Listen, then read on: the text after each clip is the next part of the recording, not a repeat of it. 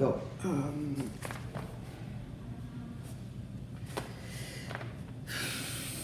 I've been seeing an exhausting amount of bigotry on the internet lately, and I thought it'd be a good idea to make some kind of podcast or YouTube video to highlight some of these issues and figure out ways to get them to stop. Who are these people? And what do they do? Hang on, sorry. So starting with the Nazis, I think most of us kind of already know about the fascist ideology and the Holocaust, you know? But I don't know if we're completely aware of how they managed to survive. Well, sorry, I don't know if we're all completely aware of how they managed to survive and come back with vengeance when Trump became president of the US in 2016 and kind of unofficially became the new leader. Or again and again in the later months of 2022 when Elon took over Twitter and destroyed most of the site's content moderation policies. But yeah, point is, I'll explain some of that here. Basically, after Germany was denazified, the Nazis kind of just spread out across the world, and well, some of them got jobs as scientists in the U.S. government's Operation Paperclip. Others found hiding places in both areas that happened to be called southern versions of America. So, you know, southern U.S. and South America. Building militias and trying to make alliances with their local ethno-nationalists. And then others died, either through old age and sickness or anti-fascists doing the bravest thing anyone can do, punching or otherwise harming a fascist. And some of them simply decided to stop being fascists. Either way, the remaining fascists and their ilk found homes on poorly moderated corners of the internet like 4chan, where they would perfect a new, more decentralized form of terrorism that couldn't be as easily traced back to their outposts.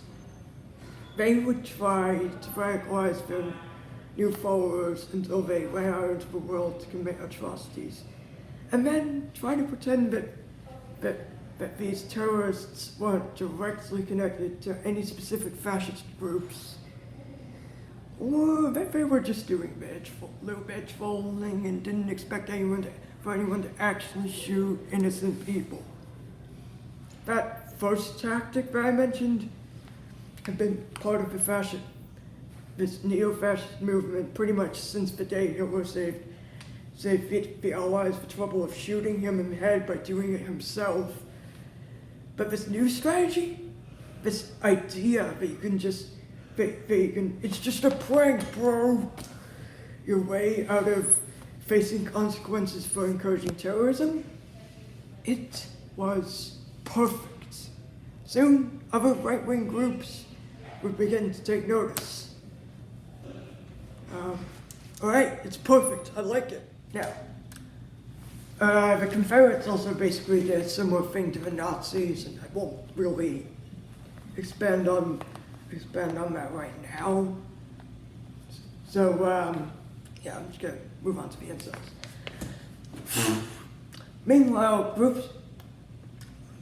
groups of men who suffer from perpetual mediocrity that prevents them from getting girlfriends, aka sort of what we currently understand as incels, branch out of a forum for people who struggle to find love.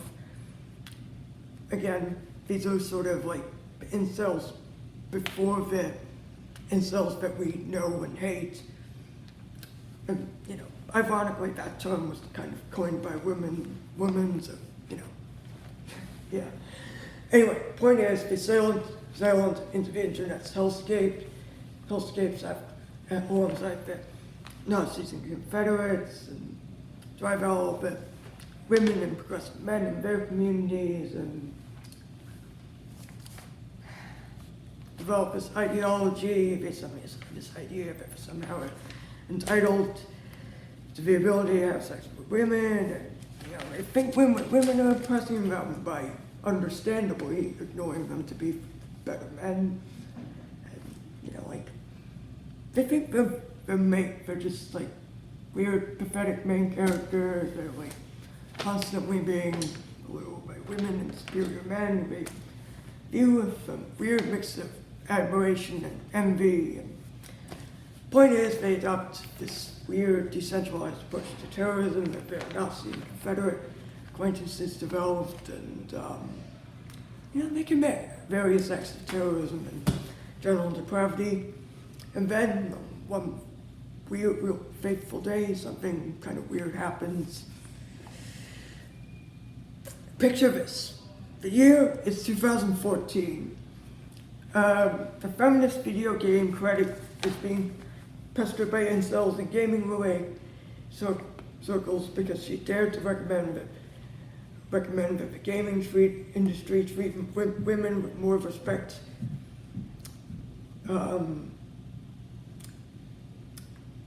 This movement starts the beginning of something new, very, very, very dangerous. But for everyone involved, it's business as usual. Then, one day, the creator of an indie game is accused of bribing a journalist with sex in exchange for a good review of their new game. The accusations are eventually proven to be false, but the damage has already been done.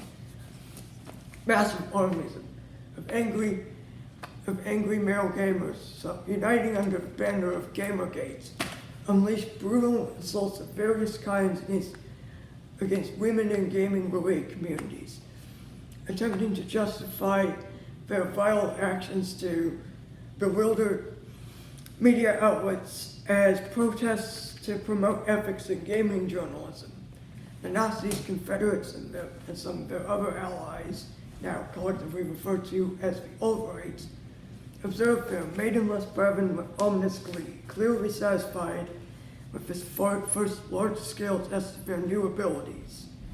Eventually, as Trump comes to power, they once again use their new tactics to spread chaos across the internet, creating numerous variations on Gamergate's hordes of angry men in other communities. And basically, this new wave of bigoted crusaders attempts to infiltrate film and TV-related communities across the internet, making a lot of racist and misogynistic complaints about stuff like the Star Wars sequel trilogy and the Ghostbusters reboot from 2016. Long rants about how blatantly wrong the bigots who I see as fake nerds are later. Examples of this depressing new common form of the bigot that I consider to be a fake fan include, but are sadly not limited to, the quartering, nerdrotic, and Kregel drinker. These particular bigots would start their incursions into the MCU in 2019 when Captain Marvel was released, aggressively posting massive YouTube videos about their hatred of Brie Larson's Captain Marvel. And to this day, they still have various images of Brie Larson and Daisy Ridley's version of Rey from sequels trilogy adorning their thumbnails on YouTube as they lament the increasingly intolerant world that they're now stuck in. Alright.